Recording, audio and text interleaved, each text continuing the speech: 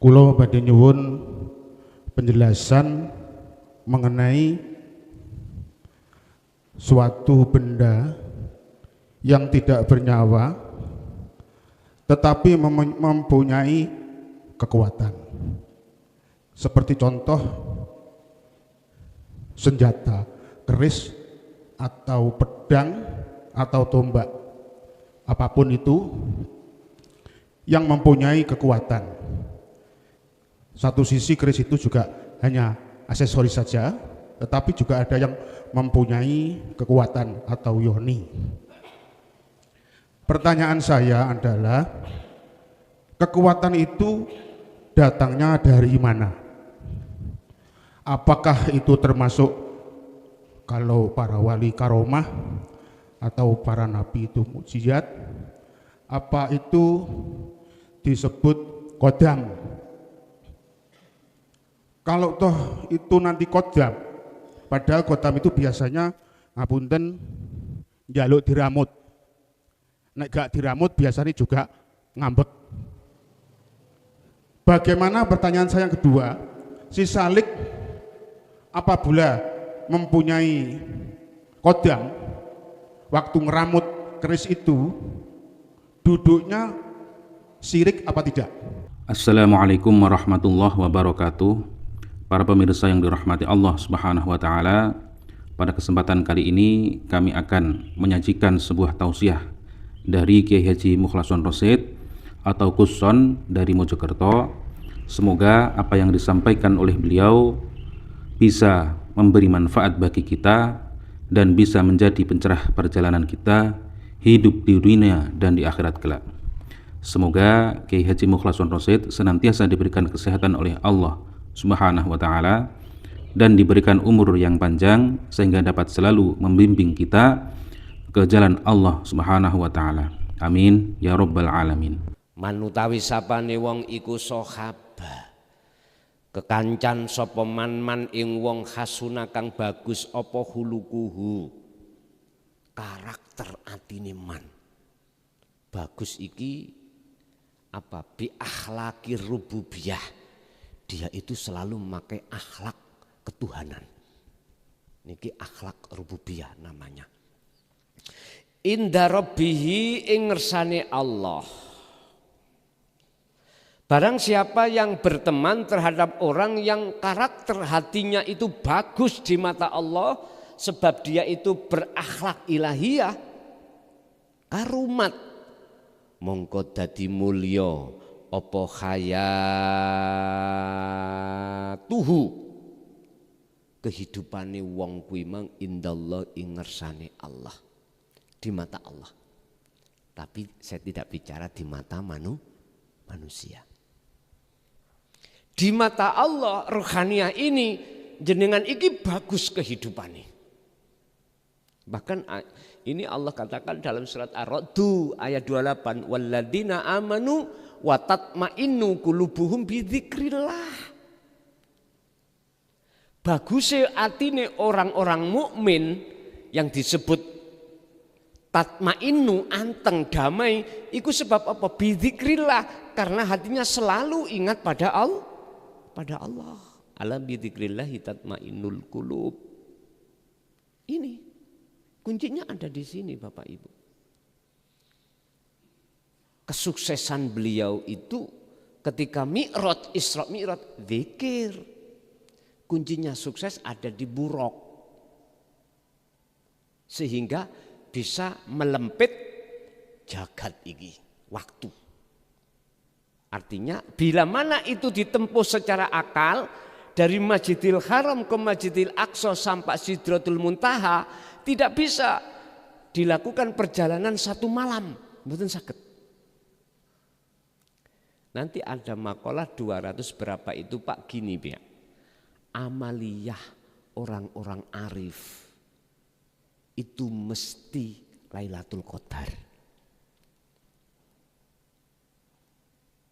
Waktu ditempuh hanya sesaat, tapi ditempuh oleh orang umum umpama bisa, itu sama dengan 1000 bulan. Itu kan disebut Lailatul Qadar. Artinya apa? Nyun sewu, walaupun dia sholat sak rakaat loh ya. Olehnya sholat itu bijuhdin, beliau itu nyawiji menyang Gusti.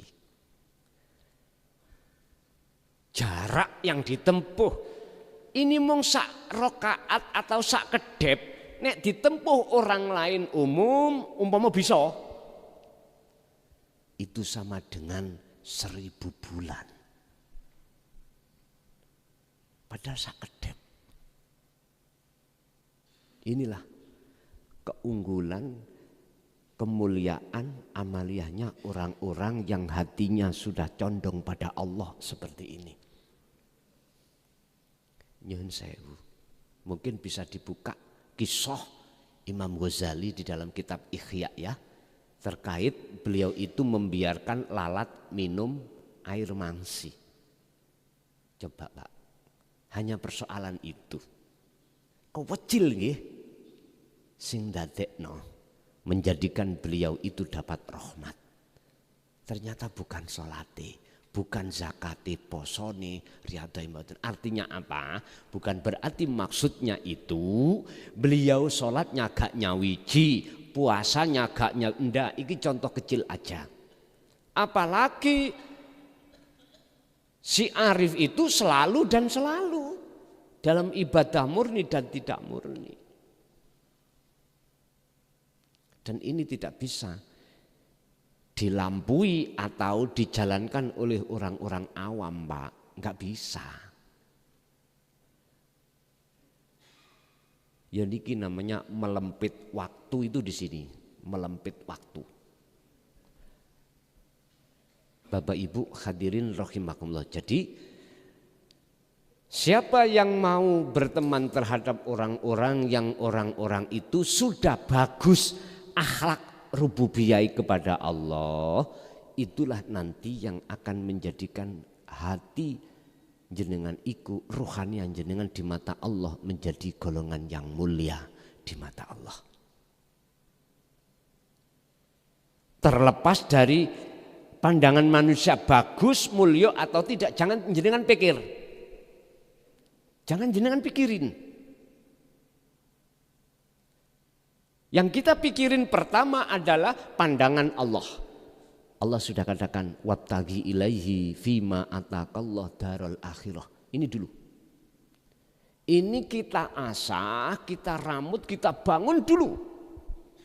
Setelah ini terbangun wala tansa nasibaka minad dunya.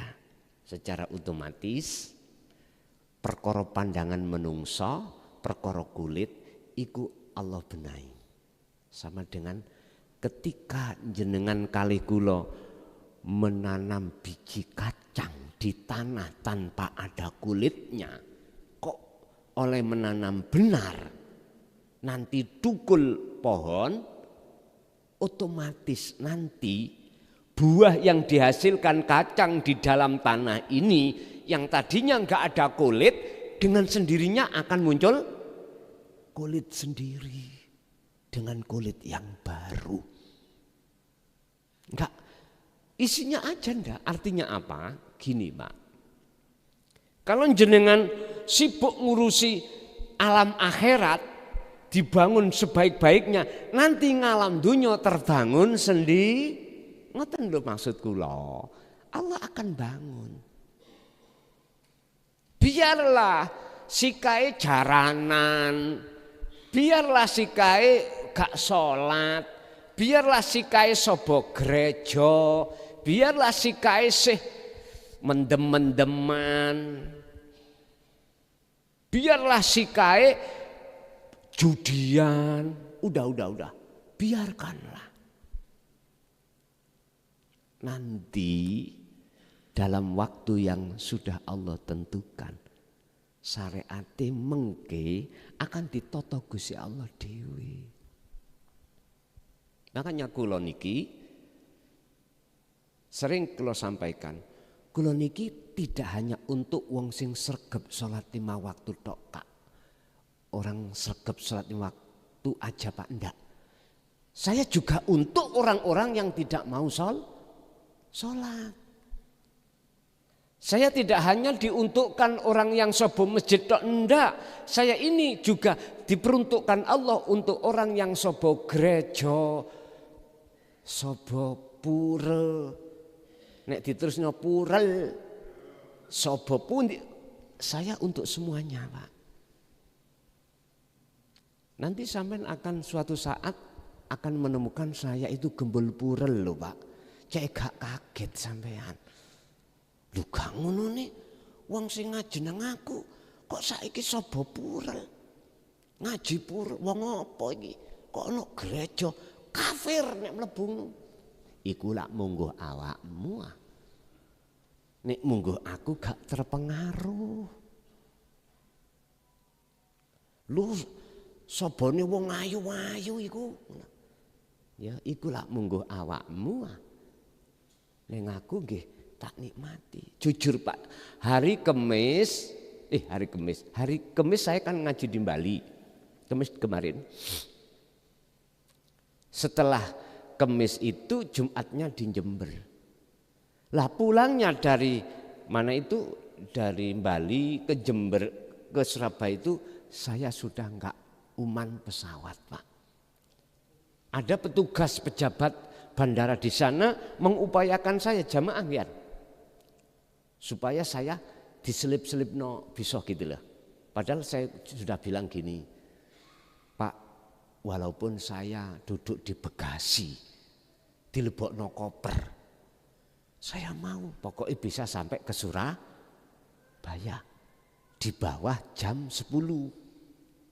Di bawah jam 10 nyampe di Surabaya karena saya buru waktu.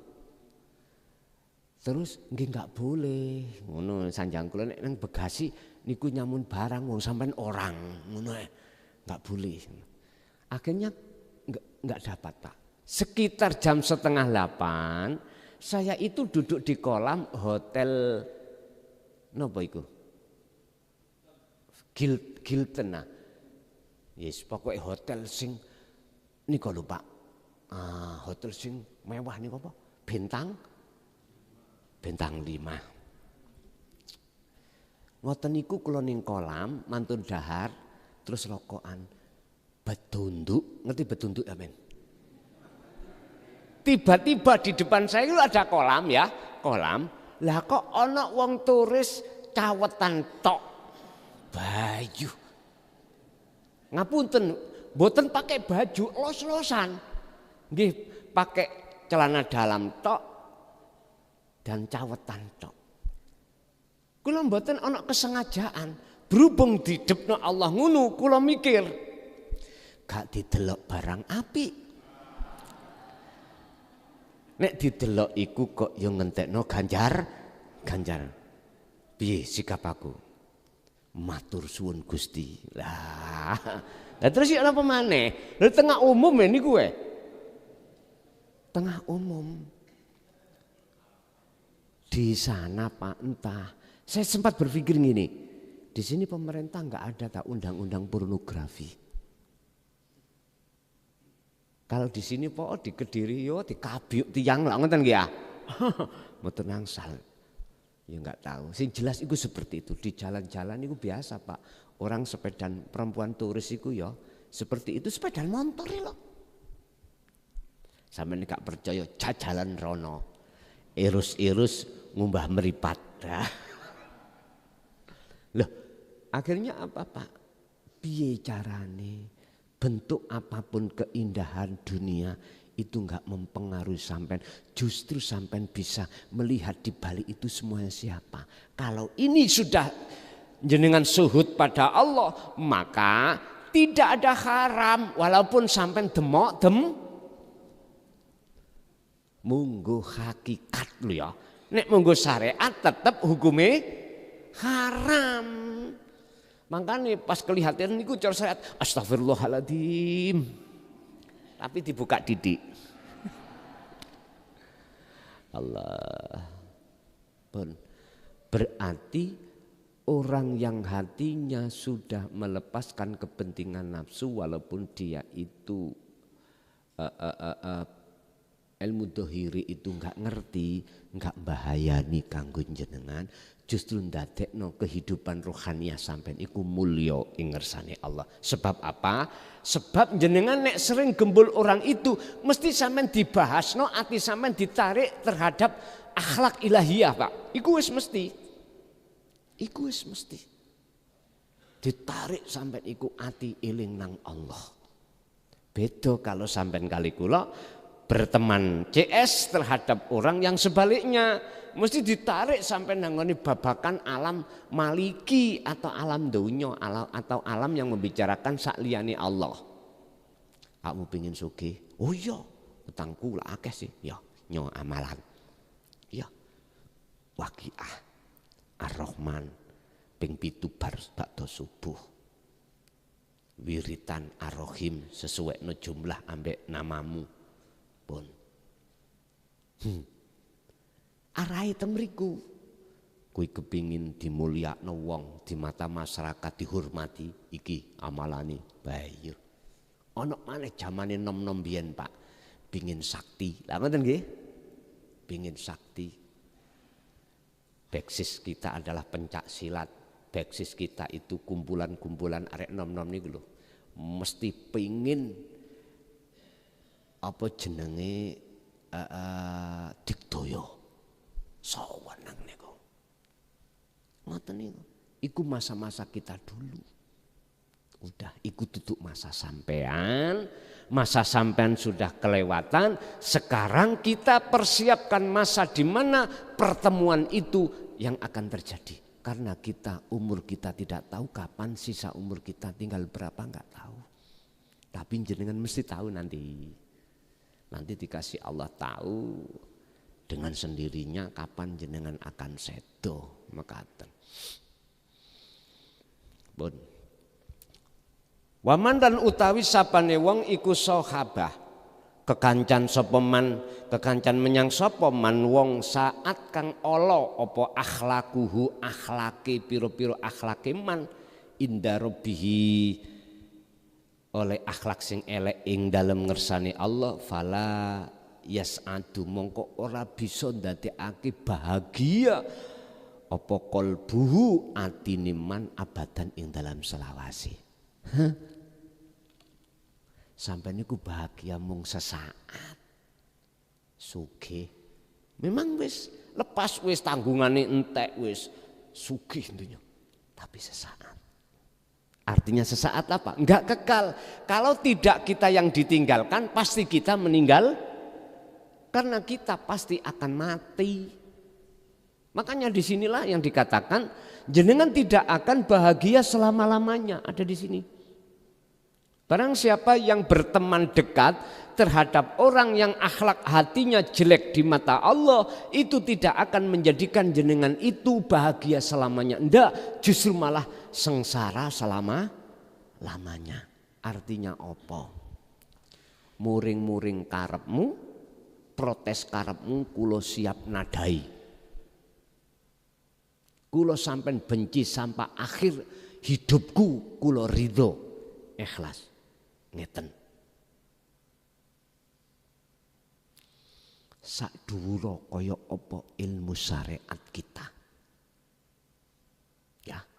Sak alimo kaya apa ilmu syariat kita. Semiliat pengikut panjenengan sak akeh-akeh apa wae. Sak sugiyo notok langit jenengan donya sak isine wek sampean. Itu justru menjadikan sengsara ruhaniyahmu selama-lamanya. Aku bukan ngajari jenengan geding nang ilmu syariat, mboten. Ampun salah paham lho nggih. Ampun salah paham. Salat notok baduk sampean ana cape benggol-benggol. Niku lho, bendol kayun 5.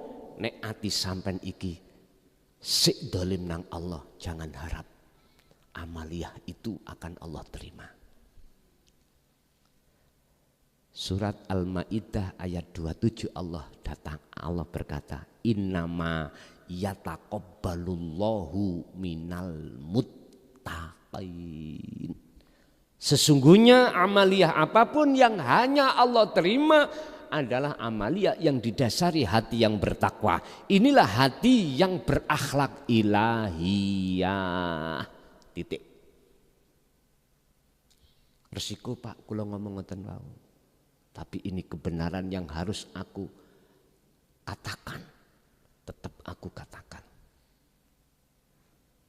Sebagai ringkasan, jenengan yang sudah duduk di sini, aku yakin dulu pernah ngalami apa yang kukatakan. Kalau kita itu pernah mendekat dan bercinta pada selain Allah. Suka kepada hal-hal yang tidak kekal. Itu yang kami sebut pacar baru. Wa zuyyina linnasi hubbus syahawah minan nisa wal banin wal qanatiril muqantarah. Disebut sebagai hubbus syahawah. Kanjeng Nabi dawuh hubbud dunya khati'atun kabiratun. Cintane hati kita pada selain Allah, iku maksiat sing terbesar. Ini sudah kita alami. Lah sekarang ayo kita siapkan siapa pacar lama kita yang sudah lama kita tinggalkan. Makanya kita disindir di dalam satu lagu yang dikatakan, mohon maaf, kita itu posisi adalah ninggalkan Allah. Kita diperintahkan untuk lekas kembali pada pacar lama Allah, yaitu kita, yaitu terhadap Allah itu.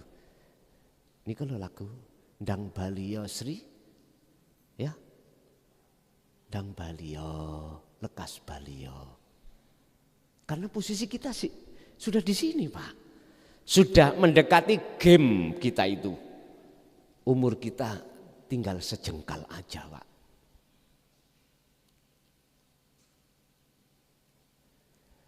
Artinya yang lebih jenengan dominankan, fokuskan pelajaran iku rohaniyah. Tapi bukan berarti kami akan melarang jenengan itu untuk kembali lagi ke masa tarbiyah dulu. Belajar Quran, belajar kitab, belajar hadis, mboten, terserah monggo. Jikalau jenengan iku minum sambil berenang, bisa, monggo, mengapa tidak? Dadi ngilmu syariat iku pakeme kanggo nyukseskan selain Allah. Ilmu hakikat tauhid tasawuf buat mensukseskan rohaniyah sampai dateng Gusti Allah alam akhir. Namun niku sing ringkesih. Bapak Ibu hadirin rahimakumullah. Kita masuk pada sesi tanya jawab. Ada yang barangkali yang ada ditanyakan, kami persilakan.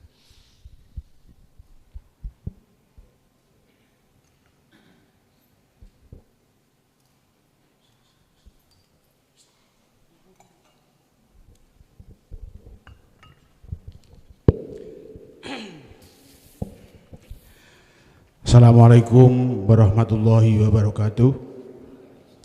Ingkang kula hormati panjenenganipun Kiai Haji Muhammad Rasid, ugi para jamaah. Matur suwun fakta ingkang kaparengaken lan nyuwun ngapunten mbok bilih pertanyaane kirang pas. Kula badhe nyuwun penjelasan mengenai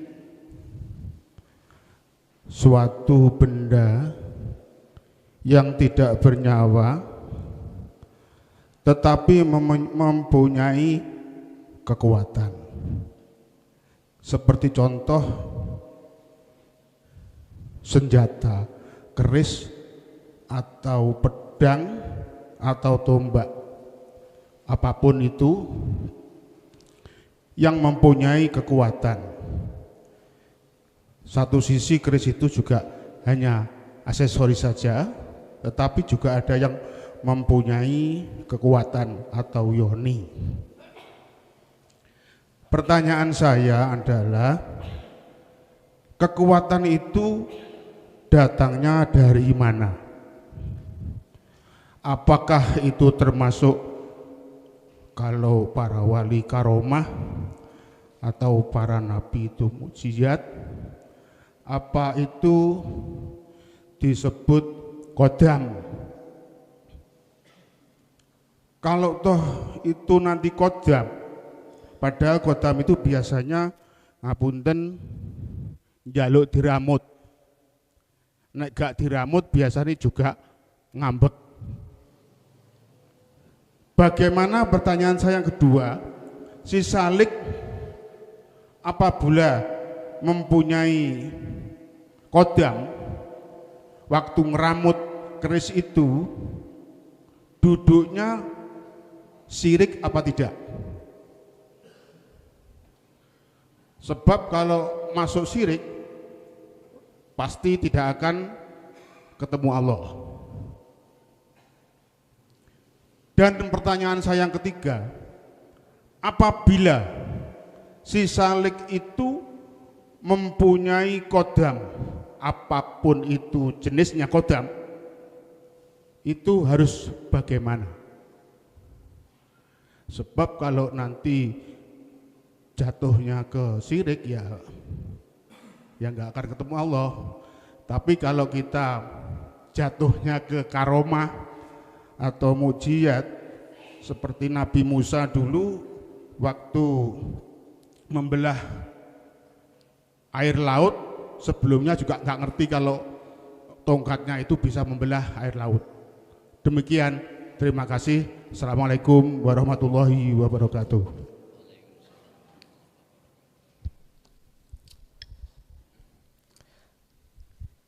Bab masalah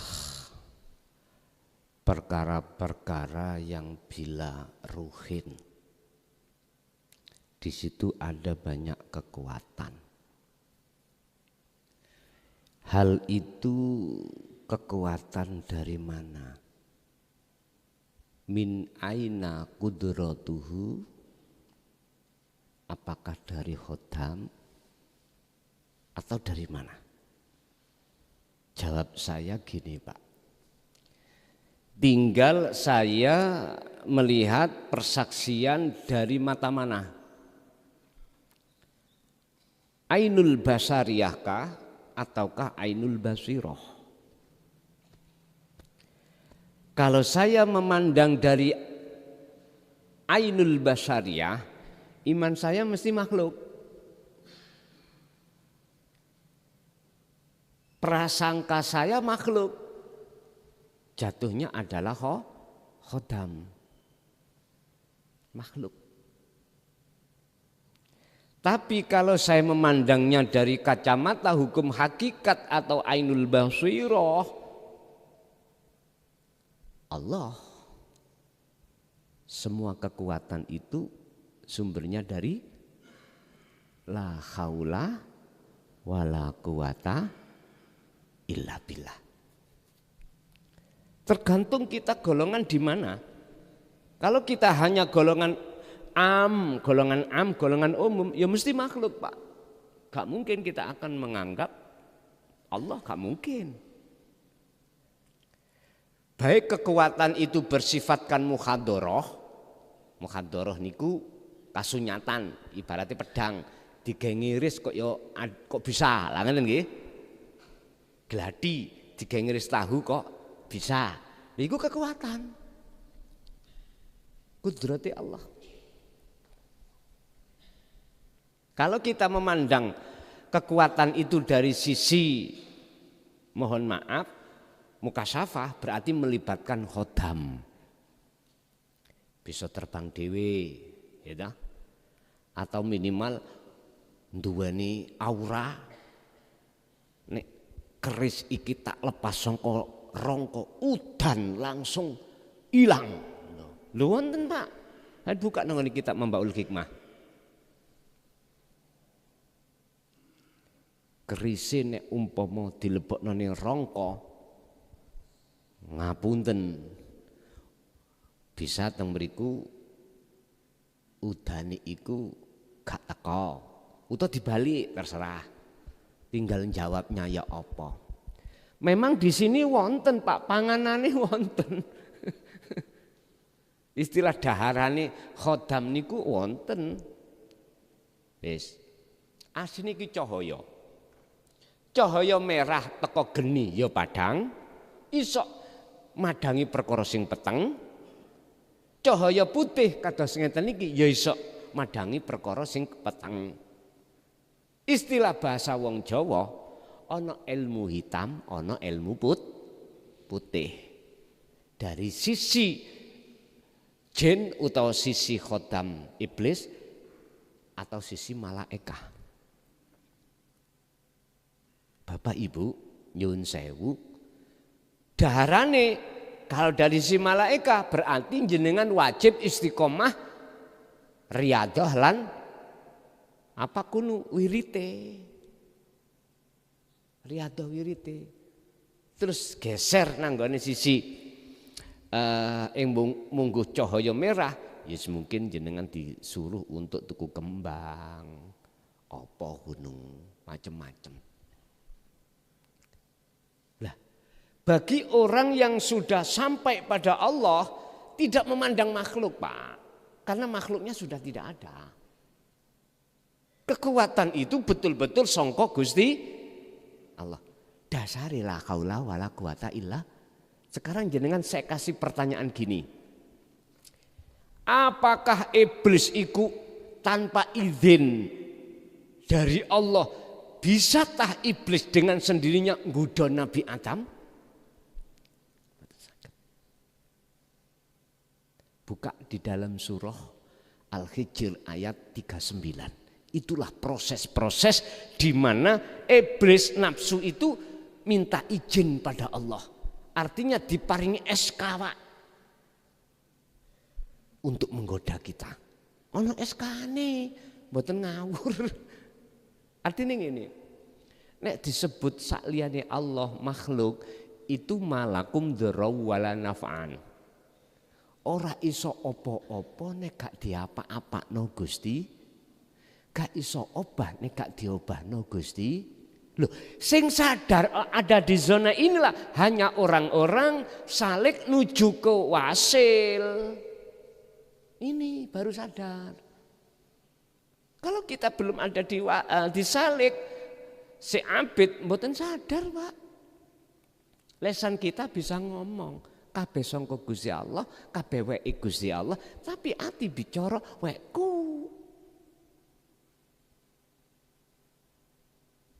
Inilah yang terjadi pada keadaan hati umat manusia seperti itu. Jadi kalau saya jawab dari hukum hakikat sangka Allah murni. Tapi kalau saya jawab dari hukum syariat ya ndelok-ndelok khodami khodam apa? Cahayane abang apa? Putih. Bon, satu. Nomor 2. Apakah itu tidak syirik? Jawabannya ya sama. Kalau saya memandang dari hukum hakikat, terjadilah tidak hanya syirik jali, bahkan syirik khofi. Jali khofi, jali itu yang jelas. Khofi itu apa? Khofi itu halus. Ati ada iman sing jabut roh sampean iku malaikat Israel syirik. Amin. Tabrakan nggih. Tabrakan. Yo tabrak ono nye tak tabrak-tabrakno nyene. Jenengan iku cek mencari apa sing bener ndi ditabrak nih. Berarti sampean iku nggawe gegerin donya. Terserah awakmu. Ndak, iki membikin kesadaran kita. Dari mana saya katakan iku syirik khofi? Saya punya dasar. walillahil masyriqu wal maghrib fa aina man tuwallu fa thamma wajhullah. Ngapunten ingkang kathah. Al-Baqarah 115. Apapun yang terjadi, yang ada mulai jagat timur sampai jagat barat, makhluk sekecil sebesar apapun, yang berkuasa itu hanya Allah, yang memiliki hanya Allah. Kita makhluk itu Pak, hak sedikit pun untuk memiliki dan mengakui enggak ada menurut ayat itu. Walillah lan iku tetep keduwe Gusti Allah. Ya wis toh. Berhubung kita kebanyakan mandangi ndugi hukum dohir. Krono sampean kali kula sing nyambut gawe, ya sing punya hak bayarane sing nyambut wekku tenan.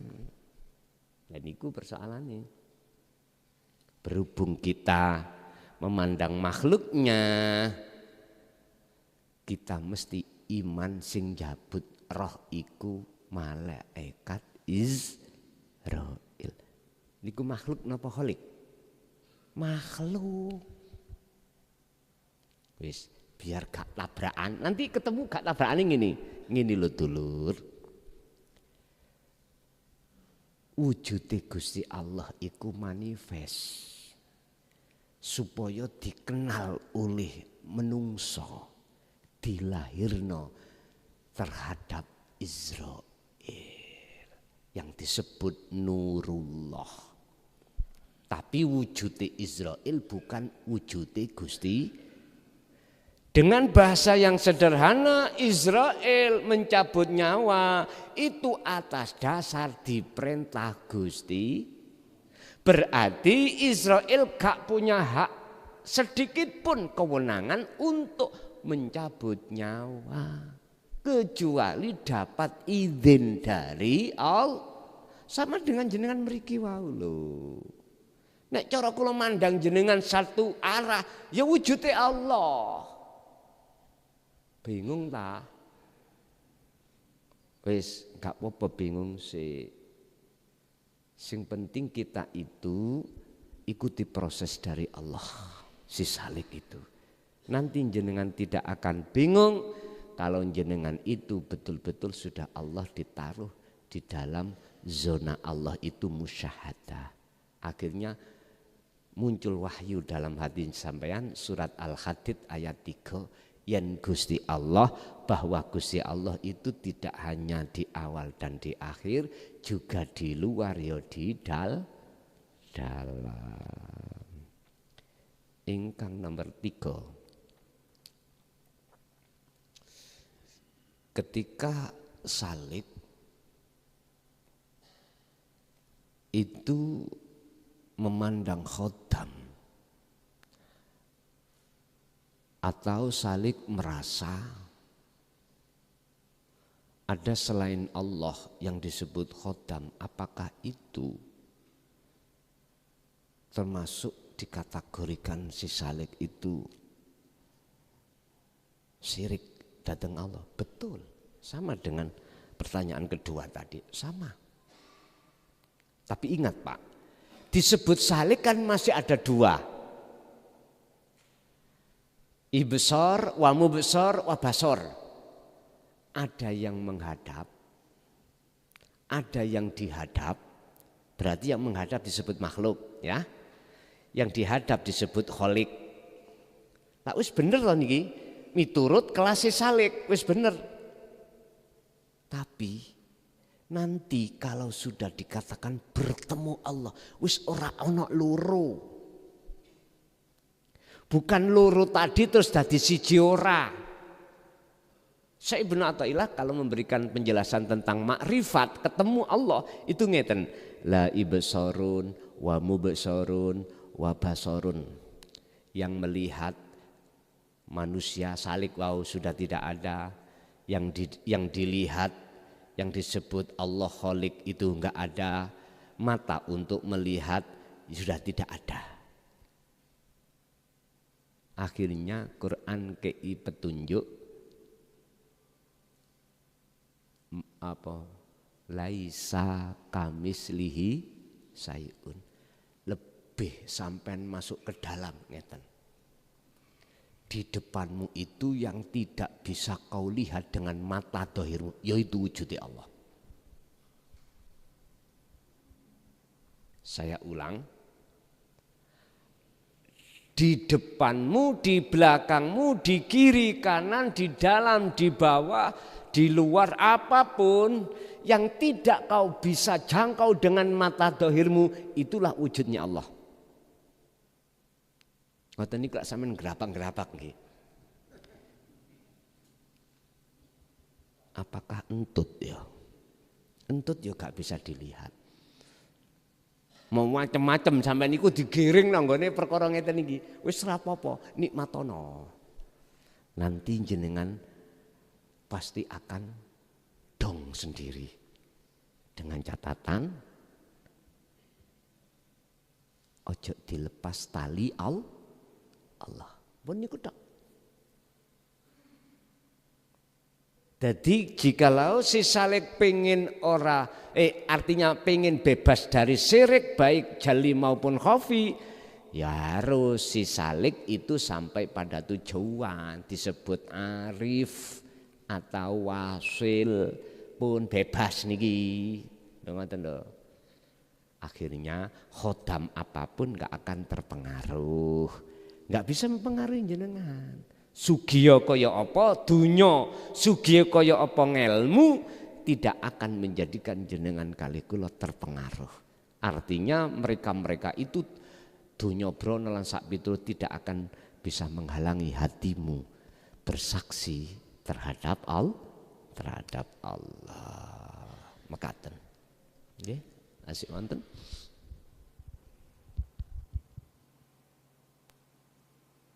Assalamualaikum warahmatullahi wabarakatuh. Nun sewu Gus badhe tanglet. Apakah bisa roh itu dikatakan Allah? Sebab roh itu kan dititipkan sebagian roh. Ku itu kan Allah sendiri. Terima kasih Gus. Assalamualaikum warahmatullahi wabarakatuh. Apakah ruh itu bisa disebut Allah? Jawabannya tidak dan bisa. Jawaban gak konsekuensi itu. Ngerti ndak? Ngene dulur. Tidak manakala kita masih di golongan am. Tidak jikalau kita masih ada selain Allah. Bisa apabila selain Allah sudah tidak ada. Iku golongan khos.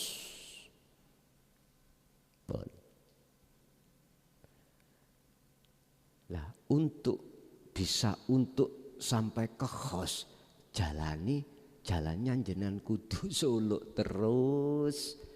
Dalam kondisi apapun, situasi apapun, kerja apapun, ibadah apapun, jenengan harus tetap memegang tali Allah. Itu caranya untuk khos.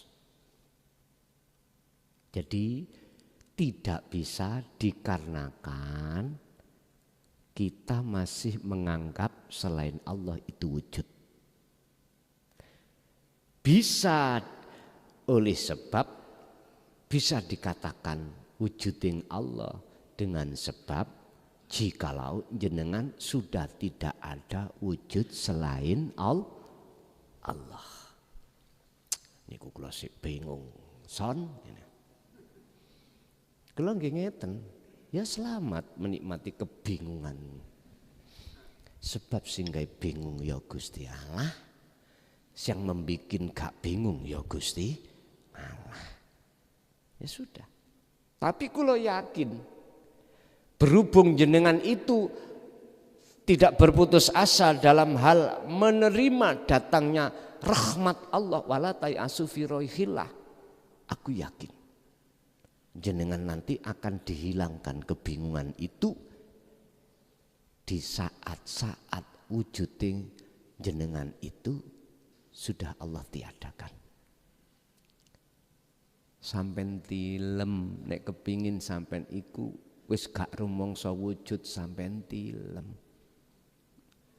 Nanti dunya saisine lah wis gak wujud engko. Sampean tilem. Wis gak eling apa-apa sampean. Perkara selain Allah wis gak manfaati. Garwa sampean mang Bu sing gagah gedhe dhuwur ganteng kaya Arjuna gak payu. Waktu jenengan sare niki lho mboten payu. Uang yang miliatan yang kita taruh bank kan regane. Pabrik-pabrik, akses kita Pak ya, aset-aset kita sing jumlahnya triliunan gak berguna jikalau jenengan dalam posisi tidur. Tidur ini maksudnya apa? Bolehkah tidur yang dimaksud secara syariat ngorok tidur niku? Boleh. Sampeyan takonilah wong sing turu kuwi. Awakmu roh awakmu lak mboten, gak iso jawab. Sampeyan tuki kesukaane dheke.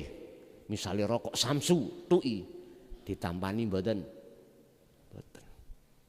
Ada orang sukaane bidadari awayu tukno. Lak menengai. Ya mesti ae son memang tur. Pun iki turu mungguh wong umum.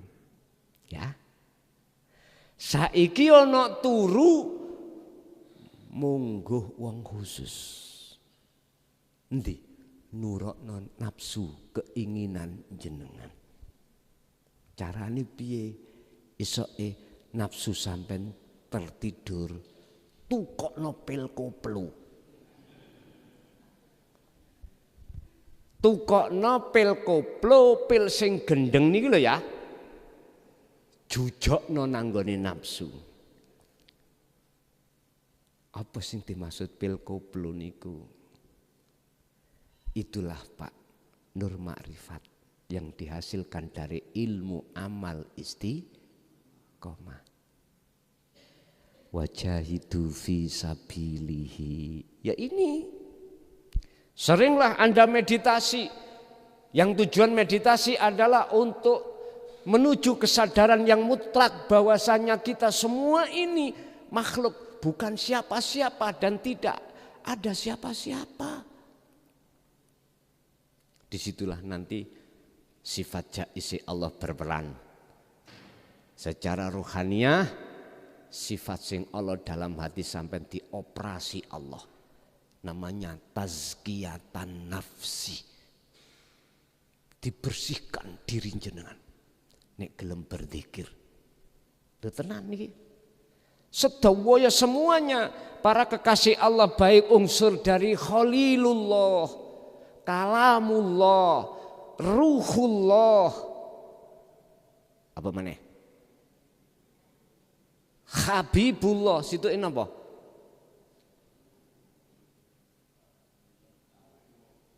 Sekawan nggih. Nggih niki semuanya berangkat untuk mriku. Atau yang terakhir waliullah. Niki untuk selain daripada 4 ini, Pak. Tapi tercantum di dalam Al-Quran. Yang waliullah ini tercantum dalam Al-Quran. Ala inna auliya Allah. Berarti jenengan. Semua prosesnya dari ini. Nafsu sampai paringi, nafsu akan kita jejeli dengan pil koplo. Sebab musuh ini kita. Sebab nafsu kalau sudah dijejeli itu geliyeng Pak wis, keturun nafsune niku. Jadi mlakune niku wis sederhana, sampai nek golek pil koplo itu ada urusan hukum misale. Ono Pak godhong kecubung. Woi kecubung. Kula enggak ada. tanduran iki. Minta mantu kula ning Blitar. Kecubung. Mbuh arek-arek wis nguwuh apa durung. Engko santri nambeng tak jejeli niki kok. Lah niku wis masyaallah campuran ning kopi, kepingin gak mendem, kepingin gak wis ngleyeng-gleyeng aja celuk jenenge klason. Karena masalah kula nate ngalami kecubung niku. Lah maksudnya itu bukan secara fisik untuk nafsu. Cara kita menidurkan nafsu kita adalah berzikir. Wadhkur isma rabbika bukratan wa asila ya ayyuhalladzina amanu dzkurullaha dzikron katsiron. Ya niki tujuannya untuk menidurkan nafsu. Wis sampean lus-lus, wis gak tangi-tangi. Apa maneh nafsune sampean cancang. Wis tertidur dicancang ya ora usah obah. Ngoten. Wis aman sampean. Barulah di situ Allah akan masukkan ruhannya sampean di alam fana untuk menuju alam makrifat. Ibaratnya kaya wong turu ngono kuwi. Mekaten. Nggih, ada lagi?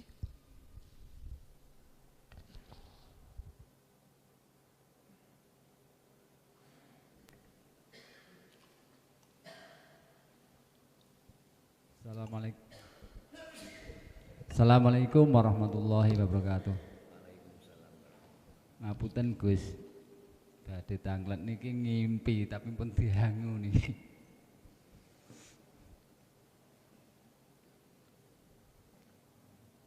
Ngimpinipun niku wonten bisikan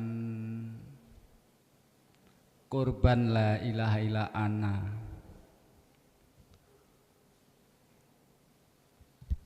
Korban. Nggih, korban la ilaha illa ana.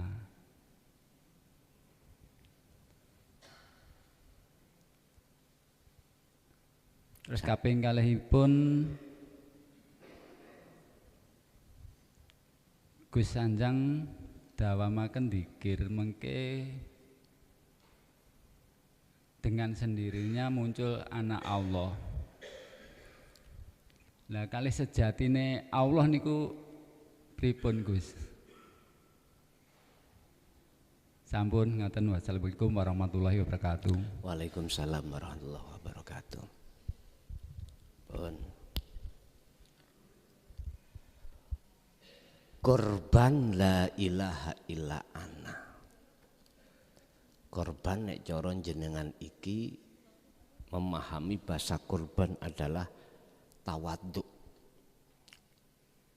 ridho, ikhlas. Kalau bahasa syariat korban itu kan mengeluarkan sesuatu atas dasar perjuangan. Padahal ini tawadhu. Ngeten Pak. Ini ada kaitannya dengan akhlak ilahiyah. Tawadhu.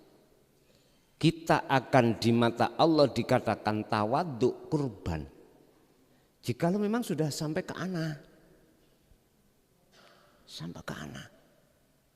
Artinya tawadhu itu akan benar, ibadah itu akan benar, manakala sudah sampai pada la ilaha illa ana. Sehingga di dalam surah Al-Anbiya 25 ketika membahas baginda Rasul tentang tauhid la ilaha illa ana, itu ada kalimat di belakangnya terakhir ditutup fa'budun. Itu Pak.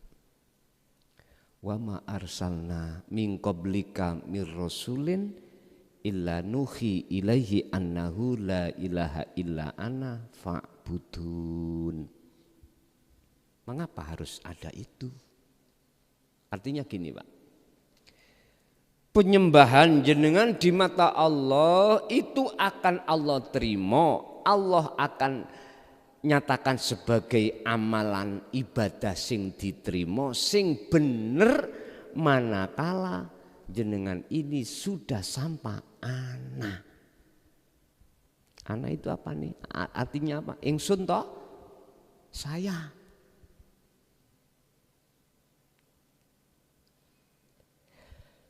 Supaya ngene lho Muhammad, umatmu iku nyembah ben bener-bener nang aku, ya. Didiken dengan tauhid la ilaha illa ana. Kalau sudah sabak kepada ana, supaya ibadah mesti bener fa'budun. Nah, arahnya ke situ. Ini miturut kacamata hakikat memberikan sinyal hukum mesti, kalau iya iya, kalau tidak tidak. Beda dengan hukum kita di antara iya dan tidak, akhirnya disebut jikalau Allah itu menerima ya diterima, jikalau tidak ya ditolak. Insya Allah diterima. Lah ngoten ta? Ini berarti kita duduk di undang-undang yang belum tahu kepastian. Niki pernah ku alami, Pak. Semasa kula ditangkep kali polisi ning Kediri Pare dulu tahun 2010, terus dibawa ke Polda, di sana saya dihukum 2 bulan, diantemi sembarang kali dan lain sebagainya. Nggih, kalau dia kecepengi wonten mriki Pare. Berarti sampean teroris, terserah sampean. Bukan teroris. Cuman kula ngelanggar undang-undang pasal 170 juntu 160. Pun sing paham undang-undang ya ngerti iki kasus apa. Saya dibawa ke sana, saya diinterogasi dan lain sebagainya. Setelah itu pemeriksaan sidik dan lidiknya kepolisian sudah memenuhi syarat, maka muncullah yang namanya P21. Apa P21? Layak diserahkan kejaksaan supaya dituntut PJU atau dituntut kejaksaan di pengadilan. Akhirnya status saya asalnya itu saksi, akhirnya jadi tersangka, lah sekarang terdakwa. Loh, di sini loh Pak, kami posisi saya itu sik ngambang, belum punya status. Namanya belum inkrah. Proses tak alami, akhirnya Pak ada sidang pertama, tak hitung itu sidang saya itu hampir 40 sidangan di Pengadilan Negeri Mojokerto. Nah, selama kami belum diputus oleh Pak Hakim, selama ini belum ada kepastian kapan dan berapa saya itu kena hukuman. Belum pasti, namanya belum inkrah. Seperti kita tidak tahu aku iki selamat apa enggak suk ning akhirat yo. Lah ngoten lho. Aku suk iki ya apa yo? Dadi sing yong ya apa? Suul qotijah apa suul khotimah? Yo. Macam-macam. Niki pikiran-pikiran yang menggeluti kita setiap saat dan waktu. Salatku iki diterima Allah apa enggak yo? Semuanya Mak. Kita duduk di hukum yang tidak tahu. Kalau Allah jelas sudah tahu nggih, kita tidak tahu. Berarti kita belum punya ketetapan hukum. Yes. Jenengan jikalau ingin tahu hukum pasti, yo paranono sing duwe kepastian. Siapa? Allah. Wa min ayatihi an khalaqalakum min anfusikum azwajal litaskunu ilaiha. Kui pingin ketemu di dalam tubuh keluarga iki damai, sakinah. Ya pedu ana sing duwe sakinah. Allah. Sampean pingin apa permintaan sampean iki mang dikabulke Gusti Allah? Ud'uni astajib lakum. Ya pedu ana terlebih dulu, temuilah terlebih dahulu siapa yang memiliki yang kau minta. Jangan minta dulu. Temuilah yang memiliki. Makrifatlah dulu sebelum kau minta. Mintalah kau izin pada yang memiliki sebelum kau memetik perkara yang kau minta. Sebab jikalau kau tidak minta izin dulu, dikatakan minta izin berarti ketemu terhadap yang memiliki, maka Anda akan disebut pencuri. Gak percaya? Oke. Tonggo sampean iki ya punya pohon pelem kelapa. Sampean ngambil tanpa medui minta, omong dulu. Disebut nopo? Al-malingu. Ya maling. Ujung-ujungnya kita diteriaki maling. Coba jenengan sowan dulu ke tetangga kita. Bude, Pak De, paman, bojone bule, bojone bebek, nyuwun peleme setunggal garwa kula nyidam. Wis ta, jenengan iki ndamel tata krama, gak mungkin gak dikeki. Ya wis tenan nang omah kok tak teri. Adikmu kok sing menekno wis wonten. Ngoten. Gak repot-repot teko dhewe. Wa may yattaqillaha yaj'al lahu mahrajan wa yarzuqhu min haitsu la yahtasib. Mek dikongkon takwa tok, Pak, gak dikongkon njaluk nek miturut ayat surat At-Thalaq lho ya. Mongko iku akan datang dengan sendiri. Sing penting kepethuk dulu, ketemu dulu. Biar aman. Berarti apa? Ruhaniyah sampean kali kula harus berakhlak ilahiyah. Hati ini kudu ngopeni babakan akhirat. Ya inilah maksudnya korban la ilaha illa ana. Dengan begitu jenengan ini akan bisa yang namanya fa'budun. Karena totok kromo yang namanya tawaduk akhlak ilahiyah. Lalu yang kedua tentang mendawamkan dzikir sampai pada ujung. Apakah ini yang disebut sebagai sejatine Allah? Betul. Man ngarofa nafsahu fakot ngarofa. Ya betul memang. Kalau Anda tahu siapa sejatinya yang ada pada diri Anda, maka itulah Anda akan disebut sebagai orang yang kenal Tuhannya. Betul. Bahasane Quran, munini bahasa ana. Fa'budni wa aqimis shalah lidzikri. Nyembah menyang ingsun dan jagalah salat itu semata-mata untuk ingat terhadap aku. Lah sing dimaksud aku iki aku tajali ning dodo sampean.